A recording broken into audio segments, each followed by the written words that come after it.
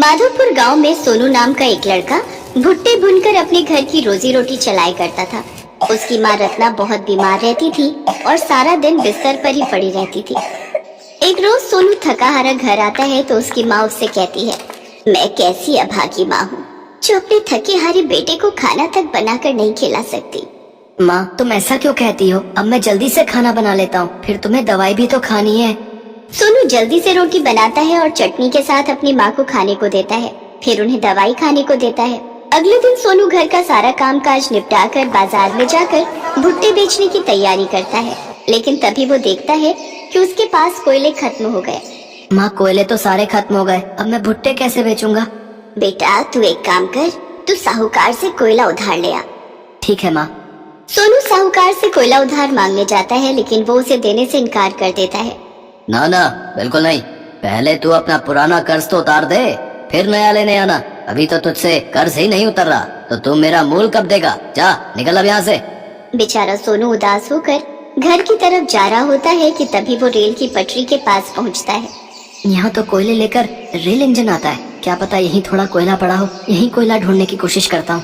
सोनू कोयला ढूंढ ही रहा होता है कि तभी उसे किसी के कराहने की आवाज आती है। वो जाकर देखता है तो एक बंदर का पैर रेल की पटरी पर फंसा हुआ होता है और सामने से ट्रेन आ रही होती है। सोनू झट से उस बंदर का पैर ट्रैक से निकाल देता है और बंदर बच जाता है। शुक्रिया मेरे दोस्त, अगर आज तुम ना होते तो मैं तो कब का ऊपर वाले को प्यारा हो जाता। अरे तुम बोलते भी हो? हाँ मैं बोलने वाला बंदर हूँ भाई। वैसे तुम यहाँ क्या कर रहे हो? सोनू उसे अपनी सारी व्यथा सुनाता है। फिर बंदर उससे कहता है, रेल की पटरी पर कुछ कोयला पड़ा हुआ है, उसे तुम घर ले जाओ, लेकिन उसकी राख को फेंकना मत। उस राख को थोड़ा सा तुम अपनी माँ पर छिड़कना और थोड़ा अपने घर पर छिड़क देना। इसके बाद सोनू वो कोयला लेकर काम पर निकल पड़ता है। वहाँ जाकर वो भुट्टे भुनना शुरू कर देता है, लेकिन वो ये देखकर हैरान रह जाता है कि उसके पास उस दिन ग्राहकों की खूब लंबी लाइन लग जाती है और कुछ ही देर में उसके सारे भुट्टे बिक जाते हैं और वो अच्छी कमाई कर लेता है। खुश होकर वो घर आता है और अपनी माँ से कहता है, माँ देखो तो आज मुझे कितनी अच्छी कमाई हुई है।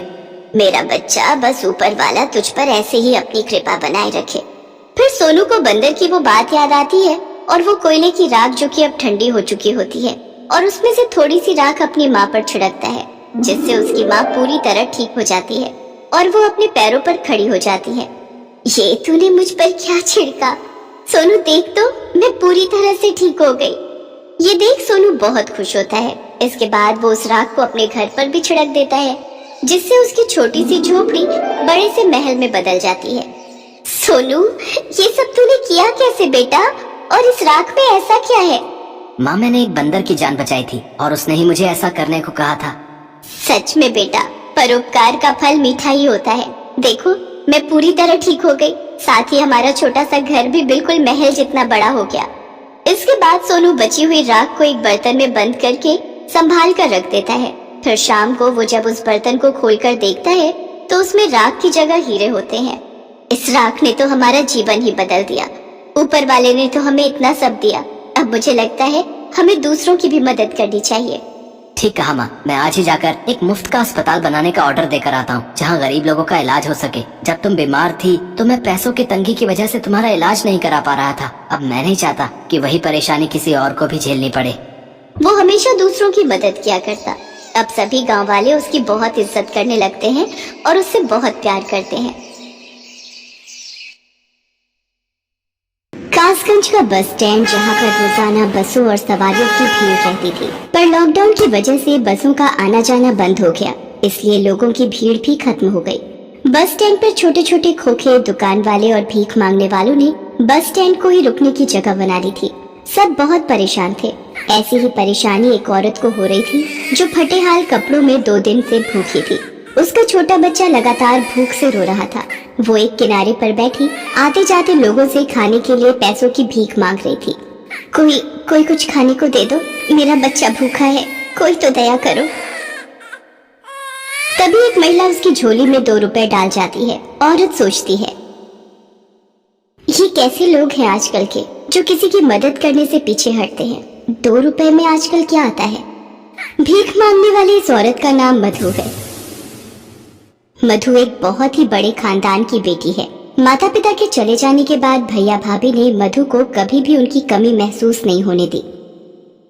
जमीन जायदाद, खुला पैसा, नौकर चाकर, शानो शौकत, सारी सुख सुविधाएं मधु के लिए मौजूद रहती थी। मधु जिस चीज पर हाथ रख दे उसके भैया उसे दिलाकर ही मानते थे। रजत नाम का एक लड़का मधु को चाहता था, इसलिए मधु के आगे पीछे घूमकर बड़ी बड़ी बातें करके वो मधु को प्यार के जाल में फंसाने लगा। मधु, मैं तुम्हारे बिना नहीं जी सकता। अगर तुमने मुझसे शादी करने के लिए मना किया तो मैं अपनी जान दे दूंगा। हाँ, मैं तुम्हें रानी बनाकर रखूंगा। एक बार हाँ कह दो। मैं तुमसे बहुत प्यार करता हूँ। एक दिन मधु जब रजत के साथ मोटरसाइकिल पर जा रही होती है, लाल बत्ती पर रजत अपनी मोटरसाइकिल रोकता है। तभी बराबर में मधु के भाई सौरभ की गाड़ी आकर रुकती है। सौरभ मधु को रजत के साथ देख लेता है। शाम को मधु जब घर आती है। मधु, कहाँ से आ रही हो? कॉलेज तो 4 बजे ही खत्म हो जाता है। अभी शाम के 7 बज रहे हैं। इतनी देर कहाँ थी? वो भैया, मैं अपनी एक सहेली के घर गई थी। अच्छा, तो अब तुम झूठ भी बोलना सीख गई हो। अरे आप भी शुरू हो गए। चली गई होगी सहेली के घर। मधु चलो खाना खा लो। उस वक्त सौरभ चुप हो जाता है। अगले दिन वो किसी काम से बाहर जाता है। वो देखता है, अरे ये तो वही लड़का है जो कल मधु के साथ था। ये किससे लड़ाई कर रहा है? अरे दे दूंगा ना यार, भाग नहीं रहा हूँ यार। तेरी मोटरसाइकिल और तेरे पैसे दे दूंगा यार मैं। हाँ यार। अरे यार, एक बहुत मोटी आसामी हाथ लगी है। बस कुछ दिनों में माला माल हो जाऊंगा। ऐसा क्या हाथ मार लिया तूने, हैं? अरे एक अमीर घर की लड़की को फंसाया है। बस एक बार बात बन जाए फिर तो मजे ही मजे हैं। ये क्या? मेरी बहन मधु की जिंदगी इस लड़के से शादी करके बर्बाद हो जाएगी। मुझे मधु को समझाना होगा। सौरभ मधु को समझाता है पर वो सौरभ की एक बात नहीं मानते। मधु, वो लड़का रजत तुम्हारे लायक नहीं है। मैं उसकी असलियत जान चुका हूँ। मैं रजत को जानती हूँ, वो मुझे कभी धोखा नहीं देगा।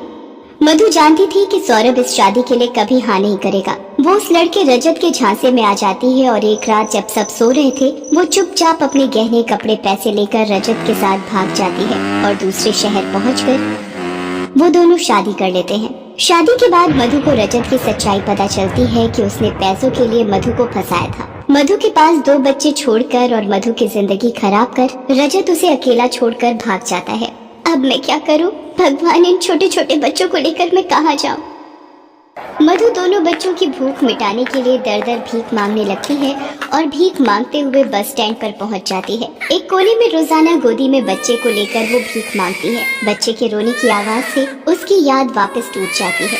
कोई तो पैसे दे दो, मेरा बच्चा भूखा है। रो मत मुन्ना, अभी घर चलेंगे। एक व्यक्ति मधु को बस स्टैंड पर भीख मांगते देख लेता है। अरे ये मैं क्या देख रहा हूँ? ये तो मधु बिटिया है, अपने सौरभ की बहन। पर ये इस हालत में? हे भगवान, मुझे सौरभ को ये बात बतानी होगी। वो व्यक्ति सौरभ को फोन पर सारी बात बताता है। ये सुनकर सौरभ के होश उड़ जाते हैं। वो उसी समय बस पकड़कर वहाँ पहुँचता है। वो मधु के हाथ में 100 रुपए देकर आगे जाकर छुपकर खड़ा हो जाता है और रोने लगता है। मधु मेरी बहन, ये किस हाल में है? ये दिन देखने से पहले मैं मर क्यों नहीं गया? अरे 100 रुपए, आज तो तुम्हारे लिए दूध और मोनू के लिए खूब सारा खाना खरीदूंगी। मधु 100 रुपए देखकर खुश हो जाती है। जब वो खाना लेकर घर जाने लगती है, सौरभ भी मधु के पीछे पीछे जाने लगता है। मधु घास फूस से बने एक कच्चे घर के अंदर जाती है। अरे माँ, खाना लाई हो? मुझे बहुत जोरों की भूख लगी है। मोनू खाना खाने बैठ जाता है। मधु ये देखकर रोने लगती है। मेरे बच्चों, मेरी एक गलती की वजह से आज तुम्हें भी मेरे साथ ये गरीबी का जीवन जीना पड़ रहा है। ना मैं उस वक्त रजत की बातों में आती, ना मेरे ऐसे दिन होते। भैया, मुझे आज आपकी बहुत याद आ रही है। भैया मुझे माफ कर दो, मुझसे अब और नहीं सहा जा रहा। मेरी हिम्मत जवाब दे रही है। मेरे प्यारे भैया, मरने से पहले एक बार आपकी कलाई में राखी बांध देती। मधु एक रुमाल में बंधी कुछ राखियां निकालकर हाथ में लेती है। भैया, ये राखियां मैंने आज तक संभाल कर रखी हुई है। काश मैं आपको बांध सकती। तो किसने मना किया बहन? बांध मेरी कलाई पर राखी। देख, तेरा भैया आया है। भैया, भैया आप आ गए। मुझे माफ कर दो भैया, मुझे माफ कर दो। मधु भाई को राखी बांधते हुए फूट फूट कर रोने लगती है। मधु रोते हुए बेहोश हो जाती है। सौरभ उसे हॉस्पिटल ले जाता है। डॉक्टर सौरभ से कहता है, मिस्टर सौरभ, इनके शरीर में बहुत कमजोरी हो गई है। शायद इन्होंने पिछले कई दिनों से कुछ नहीं खाया है, जिसकी वजह से बेहोश हो गई हैं। कुछ दिन हमें अपनी निगरानी में रखना होगा। सौरभ सुनैना को फोन करके रोते हुए सारी बात बताता है। सुनैना भी रोने लगती है। कुछ दिनों तक मधु हॉस्पिटल में ही रहती है। सौरभ दोनों बच्चों की देखभाल करता है। एक दिन सुनैना के पास रजत का फोन आता है। सुनैना भाभी, मैं रजत बोल रहा हूँ। मधु आपके घर पर ही है ना? सुनैना रजत को सारी बात बताती है। रजत ये सब सुनकर हॉस्पिटल जाता है। सौरभ उसे देखकर गुस्से में आ जाता है। रजत, तुम यहाँ, मैं तुम्हें जान से मार दूं, इससे पहले यहाँ से चले जाओ। मधु, मुझे एक बार तुम्हें सारी सच्चाई बतानी है। भैया, इन्हें बोलने दो, क्या बोलना चाहते हैं। मधु, तुम्हें छोड़कर जब मैं रुपए और जेवर लेकर अपने दोस्त रवि के पास पहुंचा, उसने मुझे धोखा दे दिया। मुझे गुंडों से बुरी तरह पिटवाकर सारे जेवर और पैसे लेकर मुझे सड़क पर फेंक दिया और भाग गया। मुझे सिर में बहुत चोटें आई। कुछ लोगों ने मेरी जान बचाई और मैं कई दिनों तक बेहोश रहा। फिर जब वापस घर गया तो देखा तुम वहाँ नहीं थी। मैं अपने किए पर बहुत शर्मिंदा था। तुम्हें बहुत ढूंढा। आज सुनैना भाभी को फोन किया तो ये सब पता चला। मुझे माफ कर दो मधु, मेरी गलती बहुत बड़ी है। फिर भी मैं चाहता हूँ मुझे एक मौका दे दो सुधरने का। मधु रजत की बातें सुनकर रोने लगती है। बहन की खुशी की खातिर सौरभ भी रजत को माफ कर देता है। मधु को छुट्टी मिल जाती है। वो सौरभ, रजत और बच्चों के साथ सौरभ के घर आ जाती है। सुनैना भी मधु की हालत में सुधार देख खुश हो जाती है। धीरे धीरे सब ठीक हो जाता है। रजत भी अब काम पर जाने लगा था। मधु और बच्चों को खुश देखकर सौरभ के दिल को तसल्ली मिल जाती है। आखिर एक गरीब मजबूर बहन की भूख अब भूख नहीं रह गई थी। एक भाई के प्यार से बहन का पेट भर चुका था। हेलो दोस्तों, कैसे हैं आप सब?